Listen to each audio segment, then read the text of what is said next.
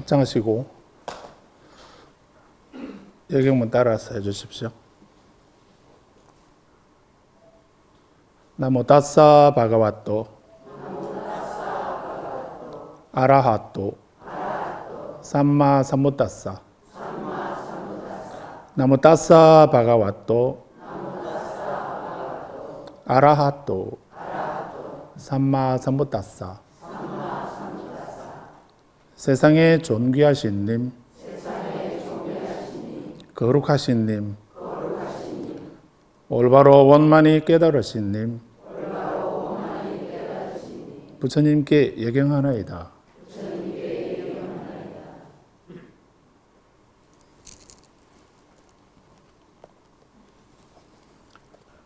네, 오늘 수요법회에 이렇게 뵙게 되어서 반갑습니다. 본문에 들어가기 전에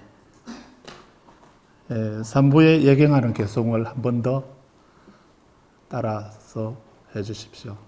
조금 전에 우리 함께 외운 예경문은 부처님에게 귀한다라고 하는 가장 기본적인 예경문이십니다.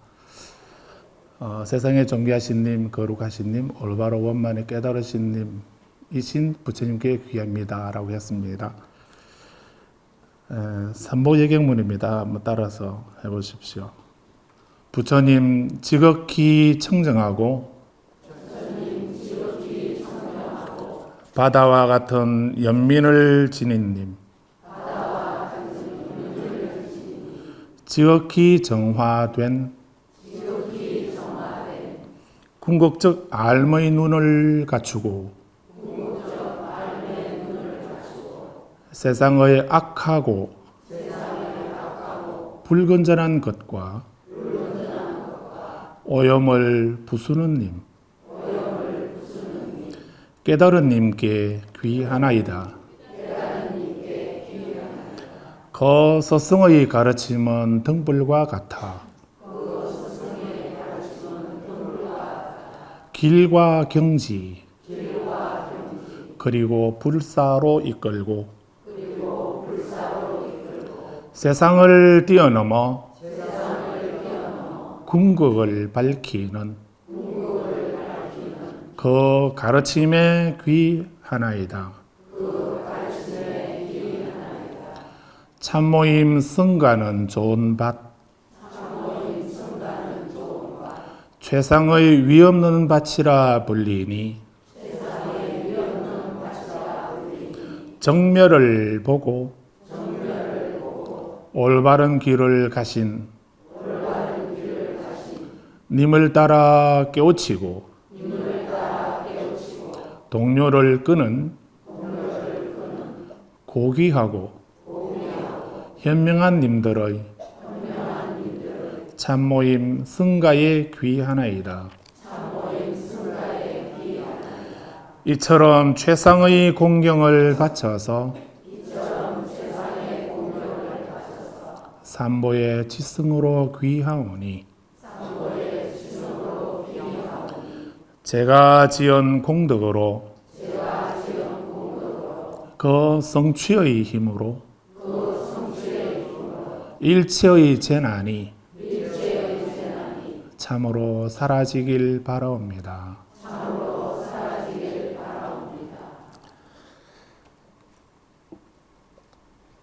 삼보에 예경하는 예경문입니다.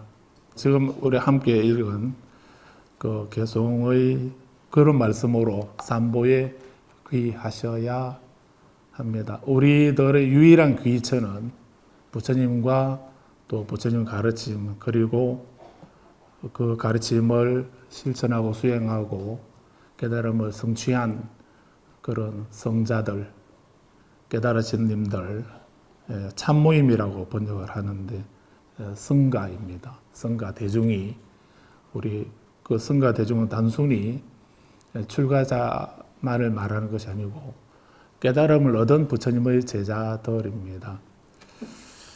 이 불보성 삼보가 우리들의 유일한 귀처이고 의지처이고 보호주이시다라고 했습니다.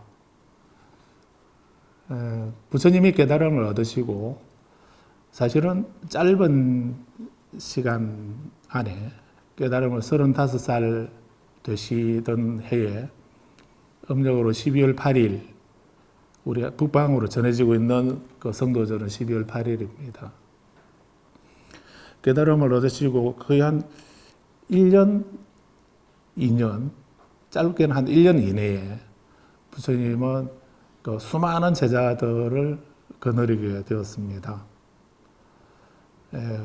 그렇게 단시간에 아주 우수한 그런 제자들을 많이 두게 되기도 하셨고, 또 부처님의 이런 가르침이 인도에 많은 사람들이 폭발적으로 전해지고 또 귀의를 하게 된 그 요인은 부처님이 깨달으신 그 진리의 말씀이나 그 깨달음의 내용이 위대하기도 했지만 또 다른 것은 이제 또 제자들도 위대했고요. 그리고 제가 불자들의 그런 전폭적인 절대적인 귀의나 공양 이런 것이 따랐기 때문에 또 불교가 단시간에 많은 사람들에게 알려지게 된 그런 동기도 되었다라고 할 수 있습니다. 그 중에 가장 큰 역할을 하신 분 중에 한 분이 불자님이 잘 아시는 금강경에 보면 부처님이 어디서 설법을 하시던가요? 이시세 여시야문 일시불 제4위국 어디? 기수급 고도원 이렇게 외우고 계시지요. 그 기수급 고도원이라고 하는 이 절을 세우신 분이 줄여서 기수라는 말은 기타 태자가 공양 올린 숲이다라고 해서 그 동산에 있는 나무는 기타 태자가 자기 소유였으니까 자기가 이제 부처님께 공양 올린다 했고, 그리고 그 땅 부지는 땅은 급고독 장자가 그걸 매입을 해서 부처님께 공양 올린 것입니다. 그래서 급고독 장자하고 기타 태자 두 분이 공동 출연을 해서 그렇게 부처님에게 절을 지어서 올려드린 절이라고 해서 급고독원이라는 말이 급은 공급한다는 이런 의미입니다. 고독, 외로운 사람, 고독하고 외로운 사람, 가난하고 고독하고 외로운 그런 사람들에게 이 아나타 빈디카 장로라고 하는 이 장자가 거부 장자였는데 이분이 그렇게 많은 재산을 가지고 고독한 사람들에게, 어려운 사람들에게 많이 그 희사를 하고 봉사를 하고 베풀었다는 것입니다. 그래서 아나타 빈디카 장자가 부처님 친구에게 갔다가, 친구가 있는 나라에 갔다가 부처님이라는 말씀을 듣고 부처님이 계신다는 얘기를 듣고 환희심이 일어나서 진리를 깨달으신 분, 명제와 덕행을 갖추신 분, 그런 분이 계시다고 이 얘기를 듣고서는 감동을 해서 나도 그분을 뵐 수 있느냐고 이렇게 요청을 합니다. 그래서 당연히 뵐 수 있다고. 그래서 이제 이튿날 부처님을 뵈면서 이 장자가 큰 신심을 내어서 부처님께서 우리나라에도 오셔서 우리나라에 있는 많은 사람들의 이익을 위해서 가르침을 전해 주십시오라고 이렇게 요청을 하신 겁니다. 오실 수 있으시겠습니까? 라고 청법을 하니까 부처님께서 가겠다고 이렇게 말씀을 하십니다.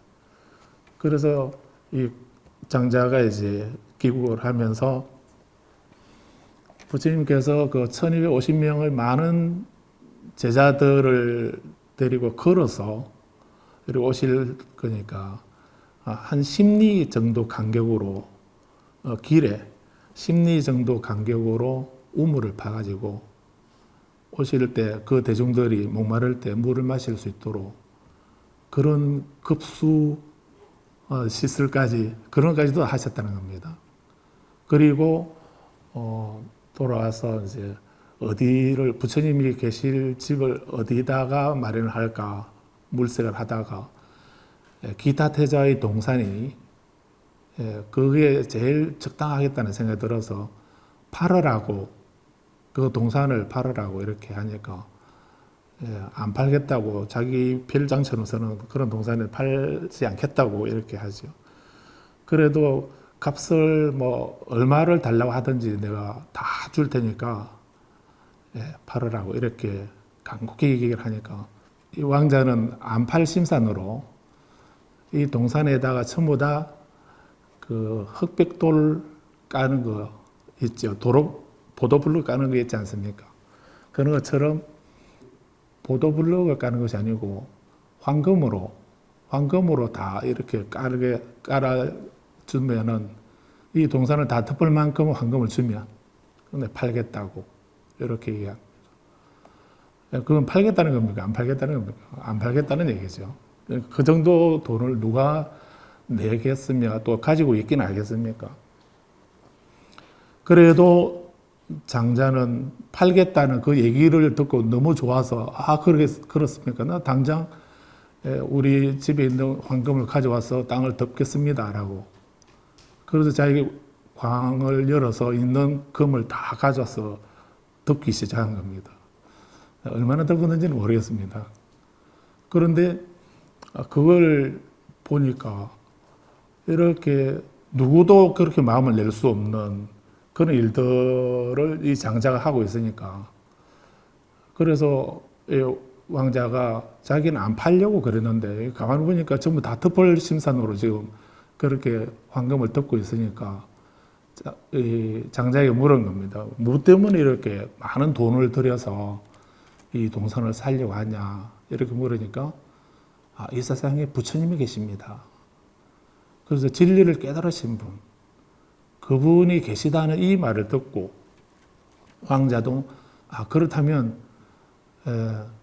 이제 땅 덮는 거는 황금으로 덮는 거는 그 정도면 충분하고 아직 많이 남았을 텐데 그러면 나머지는 그 절을 짓는데 건물을 짓는데 사용하라고 그러면서 그 건물은 당신이 지어서 부처님에게 공에 올리고 나는 이 동산 숲은 내가 공에 올리겠다 이렇게 얘기를 한 겁니다.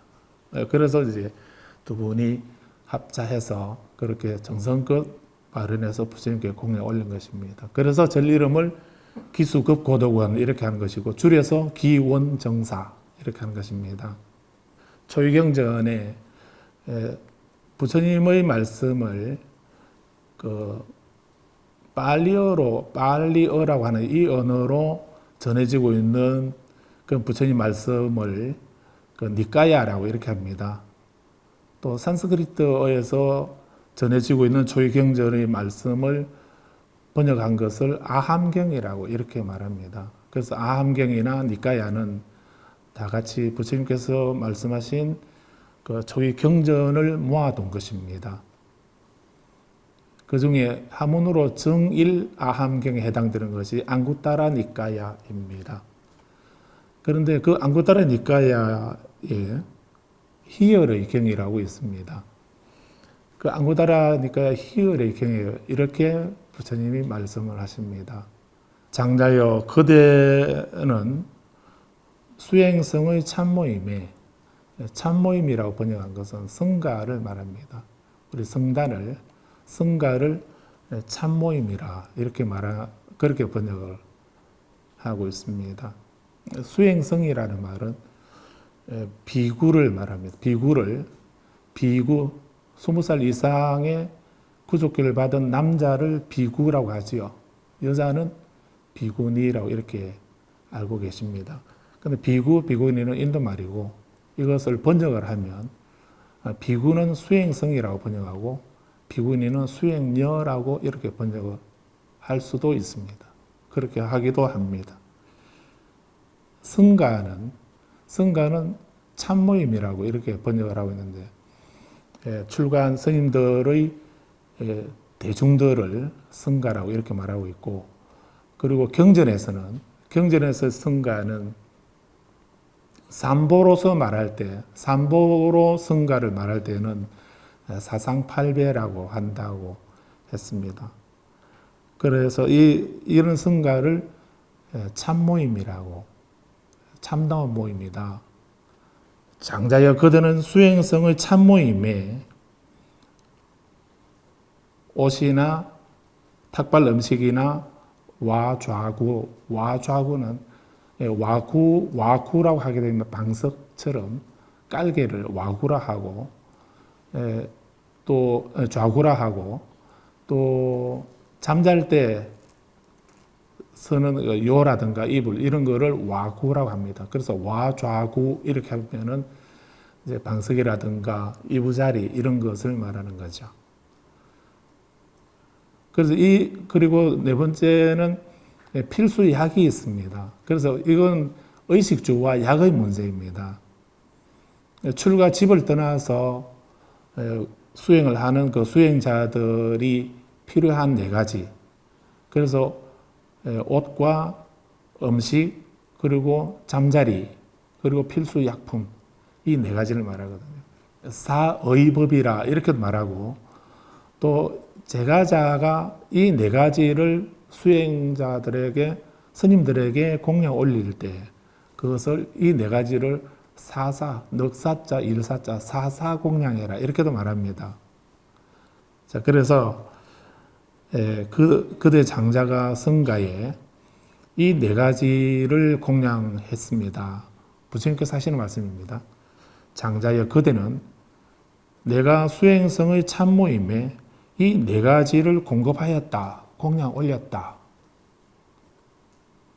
라고 만족하지 말아야 합니다. 사부대중 이렇게 하게 되면 네 부류의 대중이라는 말이고, 이분들이 부처님 제자입니다. 부처님 제자를 다른 말로 사부대중 이렇게 말할 수가 있습니다. 그럴 때 사부대중이라면은 출가 2부, 제가 2부 이렇게 할 수 있죠. 출가 2부는 비구와 비구니, 제가 2부는 우바세 우바이 또는 청신사 청신녀 이렇게 말할 수 있는 것입니다. 부처님 제자는 사부대중인데 이 사부대중은 어떤 관계인가? 제가자는 우바세 우바이, 제가자는 스님들이 지키는 율장을 보게 되면 스님들은 땅을 파지 말라라고 했습니다. 삼위계만 봐도 돈을 가지지 말라라고 했습니다. 비구계는 땅을 파지 말라, 나무에 올라가지 마라. 나무에 왜 올라갑니까? 감 따러 올라가기도 하고, 뭐 과일을 따러 먹을 거 따러 올라갈 수 있죠. 근데 그래서 어떤 스님이 나무에 올라가가지고 뭐 그 열매를 따다가 떨어져가지고 실족해서 목숨을 잃은 제자가 있었습니다. 그래서 그 뒤부터 부처님은 수행자는 나무에 올라가지 마라 라고 계를 정했다고 합니다. 그래서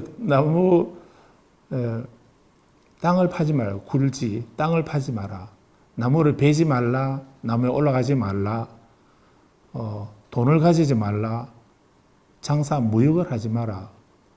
이건 무슨 얘기입니까? 출가자는 자기 생계를 위한 경제 활동을 하라는 겁니까? 하지 말라는 겁니까? 하지 말라는 겁니다. 하지 말고 오로지 수행을 해서 깨달음을 얻고 그 얻은 깨달음으로 신들과 모든 사람들의 이익과 행복을 위해서 법을 전해주라 이렇게 한 것입니다. 스님들은 물질로서 그 제가자에게 보시 공양하는 것이 아니고 스님들은 법으로서 진리를 깨달아서 수다원이 되거나 사담, 아남, 아란이 되거나 진리를 깨달아서 그 깨달은 진리를 가지고 그걸 제가자에게 베풀어주는 보시를 하는. 그래서 스님들은 공양을 받으면은 고맙습니다 이 소리 안 하죠. 그 대신 법을 설해주게 됩니다. 이 보시 공양 공덕으로 당신이 행복하기를 바랍니다. 이렇게 축원해주는, 이게 가장 기본적인 축원이고 법문이죠. 이런 관계를 티벳 말로는 최연 이렇게 말합니다. 최연의 관계라고 할 수 있습니다. 최라고 하는 말은 디베 말로 최라고 하는 건 다르마, 법이라는 것입니다. 출가자는 법으로서 보시하고, 제가자는 이 네 가지 공양을 올려서 공덕을 짓도록 하는, 그 요는 용 하게 되면 이제 공덕이라는 뜻입니다. 복을 짓는다는 것입니다. 계행을 지키고 보시를 하고 수행을 하는 것이 공덕이다라고 이렇게 말씀하고 있습니다. 자, 그래서 이렇게 부처님 사부대중이 어떤 관계인가, 출가와 제가의 관계가 어떠한가, 이렇게 최연의 관계다. 그래서 이렇게 이 극고독 장자가 이렇게 의무를 다해서 많은 권속들을 데리고 부처님과 성단에 이 네 가지로 공양을 올렸는데, 근데 우리도 절에 공양 올리기도 하고 불사에 동참하기도 하고 또 만공에도 동참하시고 후원하고 이렇게 하시죠. 그러면 이렇게 하고 나면은 우리는 어떤 생각이 듭니까? 아, 나는 내가 이 불사에 내가 동참했다. 내가 만공에 동참했다. 공양했다. 하는 이런 어떤 좀 나쁘게 말하면 상이라 할까? 그런 것이 생길 수가 있죠.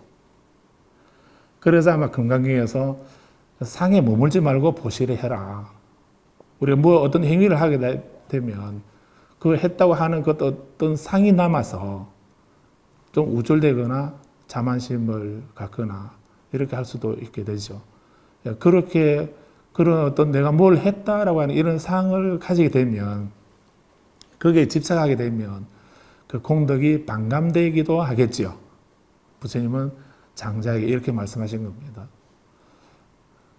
그대가 수행성들에게 네 가지 물질로서 공양을 하였습니다. 장자여, 그대는 내가 수행성의 참모임에게 네 가지를 공급했다라고 하는 것에 대해서 그걸로 만족해서는 안 됩니다. 이렇게 말씀하셨습니다. 부처님이 제가자는 수행자들에게 네 가지로 물질로서 보시 공양해라 이렇게 말씀하셨지만, 그런데 이 경에서는, 희열의 경에서는 부처님은 우리가 제가자로서 부처님과 성단에 이 보시 공양 올리는 이걸로 만족해서는 안 된다는 그 말씀입니다. 장자여, 그러므로 이와 같이 어떻게 나는 때때로 멀리 여임의 희열을 성취할 수 있을까라고 배워야 합니다. 우리가 보시 공양도 하지만 또 공덕이 되는 것은 우리가 수행을 해야 된다는 얘기입니다. 어떻게 나는 때때로 멀리 여임의 희열을 성취할 수 있을까라고 하는 것을 배워라 했습니다. 멀리 여임의 희열, 멀리 여의는 데서 오는 희열, 이것은 초선과 이선에서 얻어지는 희열과 행복입니다. 그래서 불자님들이 만공회에 동참하시거나 후원하시거나 아니면 또 절에 불사에 동참하시거나 이렇게 하시게 되면, 내가 이렇게 불사에 동참하고 부처님과 성단에 공양을 올려서 보시 공양을 했으니까 나에게 큰 공덕이 있겠지, 이렇게만 하고 만족해서는 안 된다는 얘기입니다. 그거는 그 일대로 하고 겸해서 뭘 하라는 얘기입니까? 수행을 하라는 얘기입니다. 그래서 멀리 여임에서 가장 기본적으로 첫 번째 단계인 멀리 여임 희열에 두 가지가 있습니다. 첫 번째 선정에서는 멀리 여임에서 오는 희열이고, 두 번째 선정 이선에서는, 두 번째 선정에서는 삼매에서 오는 희열이라고 했습니다. 선수행을 하는 그 삼매에서 오는 희열이 두 번째 선정의 희열입니다. 희열과 행복입니다. 그래서 우리가 아직 멀리 여임에서 오는 탐욕이나 분노나 어리석음이나 이런 것에서 그런 집착에서 버리고 떠나는 데서 오는, 그거를 놓아버리고 버리고 떠나는 데서 오는 그 희열을 느껴보지 못한 사람이 삼매에서 오는 희열을 느낄 수 있는가? 그렇지는 않다는 것입니다. 그래서 먼저 멀리 여임에서 오는 버리고 떠나는 데서 그 집착을 놓아버리고 버리고 떠나는 데서 오는 그 희열과 행복을 느끼게 되고 그것이 심화되게 되면 그 다음에 삼매에서 오는 희열이 있게 된다는 얘기입니다. 그래서 우리가 후원하고 불사에 동참하고 보시 공양하는 그걸로 나는 내 할 도리 다 한다라고 만족해서는 안 된다는 얘기예요. 그것이 공덕이 되는 것이긴 하지만 그게 만족하지 말고 우리는 출가자든 제가자든 우리가 원하는 궁극의 목표는 무엇입니까? 그럼 바로 궁극의 목표는 괴로움의 소멸이고 윤회의 종식입니다. 윤회에서 벗어나고 괴로움을 소멸시키는 그 니르바나 열반을 성취하는 것이 우리들의 궁극의 목표인 것입니다. 그래서 상유타 니카야에 가죽건의 묶임의 경이라고 있습니다. 거기에 이런 말씀이 있습니다. 세상의 배우지 못한 일반 사람은 고귀한님을 인정하지 않는다. 배운 사람과 배우지 못한 사람으로 경전에서 나누고 있습니다. 불자님은 어느 쪽입니까? 배운 사람입니까? 배우지 못한 사람입니까?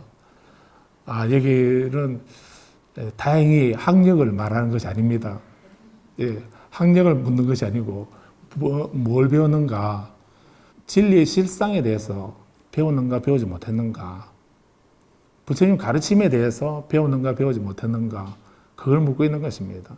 아직 배우고 있는 사람을 유학이라 하고 더 배울 것이 없는 사람을 무학이라 하고 그 무학은 아라한이라 하고 그래서 이제 그 배움의 길에 발을 들여놓은 사람을 수다원 도라고 이렇게도 얘기하고 있습니다. 그래서 세상에 배우지 못한 일반 사람들은 진리에 대해서 모르는 공부하지 않은 사람들은 고귀한님을 인정하지 않는다. 고귀한님을 보지 않고 고귀한님의 가르침을 알지 못하고 고귀한님의 가르침에 이끌려지지 않는다.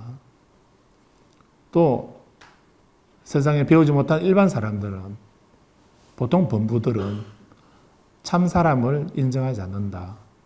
참 사람의 가르침을 알지 못하고 참 사람의 가르침에 이끌려지지 않는다라고 했습니다. 어떻게 알 수 있는가 하면 이렇게 고귀한님을 인정하지 않고 참 사람을 인정하지 않는 그 가르침을 알지 못하고 그 가르침에 이끌려지지 않으면 어떤 현상이 일어나는가? 경에서는 그 배우지 못한 사람들은 물질을 자아로 여긴다는 것입니다. 잘 배운 사람은 그런 생각하지 않는데 배우지 않는 일반 사람들은 물질이 이게 나다. 이것이 내 것이다. 이것이 나의 자아다. 이 속에 내 자아가 있다. 나의 자아 속에 내 육신이 있다. 이런 식으로 전도된 생각을 갖는다는 것입니다. 그래서 다시 안구따라니까야에 천안제가신자의 경이라는 것이 있습니다. 천안제가신자의 경이 있는데 거기에 이렇게 말씀하고 있습니다. 한번 따라서 해보십시오. 믿음이 없고 계행을 지키지 않고 미신적이고 운명에 맡기고 행위를 믿지 않고 누구를 위하는 얘기 같습니까? 우리 여기 해당됩니까? 믿음이 없고 계행을 지키지 않고 미신적이고 운명에 맡기고 행위를 믿지 않고 또 따라해 보십시오. 여기에서가 아니라 밖에서 헌신할 가치가 있는 것을 구하고 그 일을 선호하는 5가지 원리를 갖춘 제가 신자는 여기에서가 아니고 바깥에서. 여기는 어디입니까? 비유해서 법당 얘기를 말하는 것이 아니고 부처님 가르침을 말하는 겁니다. 부처님 가르침 안을 부처님 가르침을 여기라고 말하는 겁니다. 여기에서가 아니라 밖에서 이렇게 말하는, 밖은 어디입니까? 이교의 가르침을 말합니다. 불교 이외의 다른 종교를 말한다고 할 수 있습니다. 글자 써서 그런 의미입니다. 불자라고 하면서, 불자 제가 신자라고 하면서 이렇게 부처님 가르침 안에서가 아니라 부처님 가르침 밖에서 헌신할 가치가 있는 것을 구하고 그 일을 선호하는 것. 부처님 가르침 안에서는 윤회를 하라고 그럽니까? 하지 말라고 그럽니까? 부처님은 우리를 윤회를 하러 하던가요? 윤회에서 벗어나라고 하시던가요? 윤회에서 벗어나는 것이 궁극의 목적이죠. 괴로움의 소멸이 궁극의 목적입니다. 그래서 괴로움의 소멸을 출가자든 재가자든 금생에 지금 바로 이 순간에 디타담마라고 합니다. 현법 열반이라 이렇게 말합니다. 디타담마, 디타라고 하면 지금 바로 이 자리 디타담마라고 하게 되면 지금 바로 여기에서 내 몸과 마음이 죽기 전에 이 생에서 금생에서 이런 의미를 가지고 있습니다. 그래서 이 삶에서 이 생존에서 내가 어떤 괴로움도 없는 청정하고 평온한 삶을 사는 것, 그게 부처님 가르치는 궁극적인 목표입니다. 그런데 여기에서가 아니라 밖에서 헌신할 가치가 있는 것을 구한다. 불자라면 우리는 이렇게 괴로움의 종식과 열반을 추구하고 해탈을 구해야 되는데 다음 생에 다시 또 윤회를 해서 좋은 곳에 태어나서 복락을 누리고 싶다 이렇게 한다면 그거는 부처님 가르침의 근본 취지는 아니다는 이런 의미입니다. 그런데 부처님은 윤회에서 벗어나라고 했는데 우리는 계속 윤회에 집착하는 그런 생각을 갖는다면 그거는 밖에서 헌신할 가치가 있는 것을 구하는 그리고 그것을 선호하는 그런 행위가 되는 것입니다. 그래서 이 5가지 믿음이 없다. 뭘 믿는가? 믿음이라는 것은 그 사타라고 하는데 흔들림이 없는 확신을 말하는 겁니다. 뭘 믿는가? 우리 뭘 믿어야 됩니까? 뭘 믿습니까? 믿음이 있어야 됩니다. 근데 이 우리가 믿음이라는 것은 바로 삼보에 대한 믿음입니다.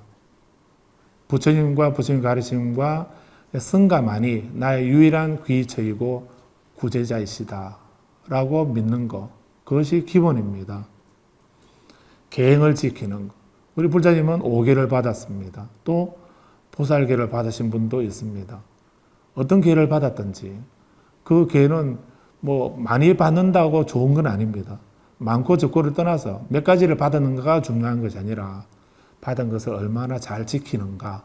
한 가지라도 지키면 그것이 본인을 해탈로 이끌어주는 나룻배와 같은 것이라고 이렇게 말합니다. 그래서 별해탈이라 이렇게 말하는 것입니다.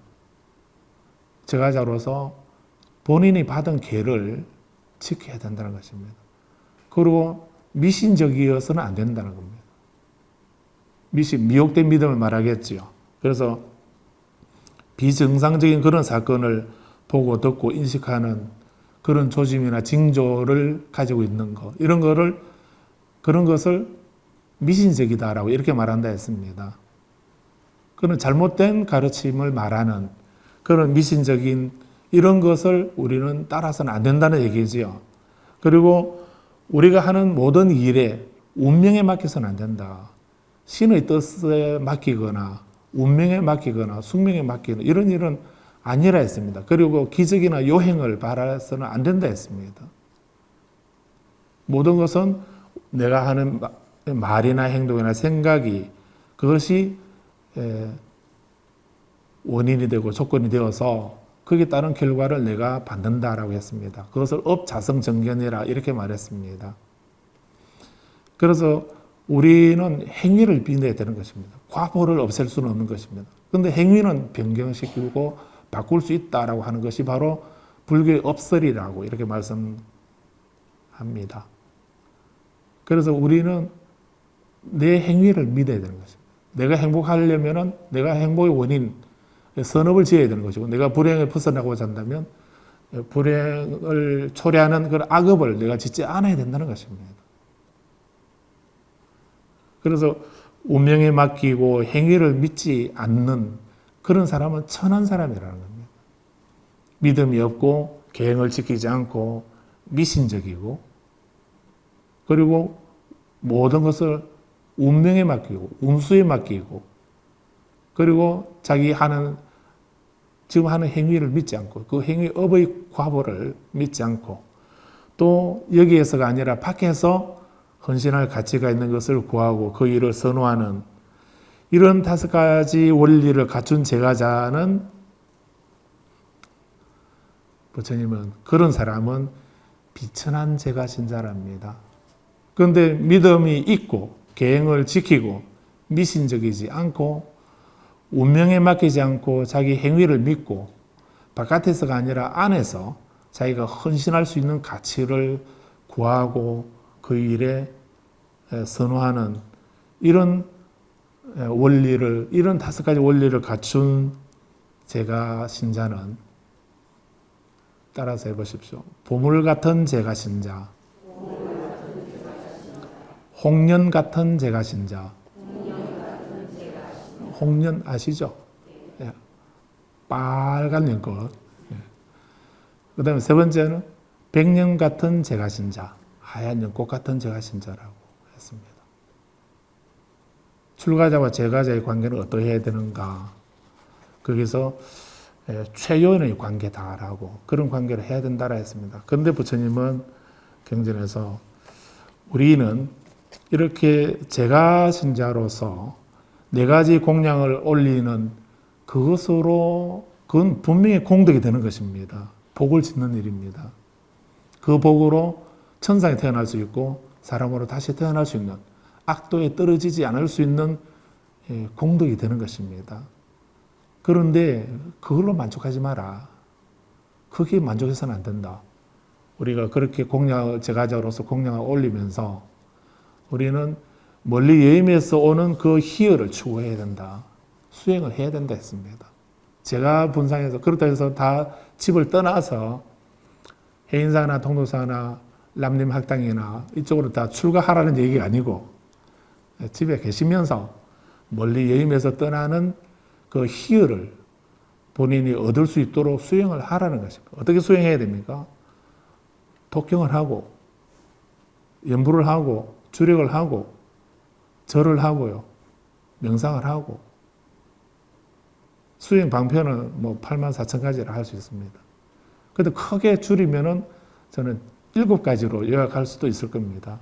우리는 끊임없이 예경하고, 공양 올리고, 그리고 따라 기뻐하고, 참여하고 따라 기뻐하고, 법을 청하고, 스승과 함께하기를 원하고, 본인이 지은 공덕을 모두에게 회양하는, 이것을 칠지공양이라 이렇게 말합니다.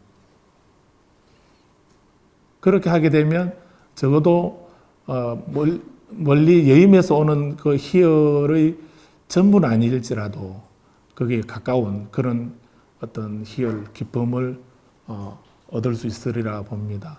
어느 쪽을 선택하실랍니까? 제가 절에 와서 많이 들은 얘기인데 알아서 하십시오 이 말인데, 그런데 불자님도 이제 앞부분이 아니라 뒷부분, 불자님은 모두 다 보배와 같은 제가신자 되시고, 그리고 붉은 연꽃 같은, 하얀 연꽃과 같은 제가신자가 되셔야 됩니다. 이건 어떻게 해야 됩니까? 4가지 공양만 올리면 되겠던가요? 만공에 동참만 하면 되겠던가요? 불사에 동참만 하면 되던가요? 아닙니다. 멀리 떠나면서 오는 희열은 본인이 수행을 해야 됩니다. 여기까지 하겠습니다. 합장하시고 따라서 해주십시오. 부처님 가르침대로 실천하는 수행으로 존귀하신 부처님께 예경하나이다. 부처님 가르침대로 실천하는 수행으로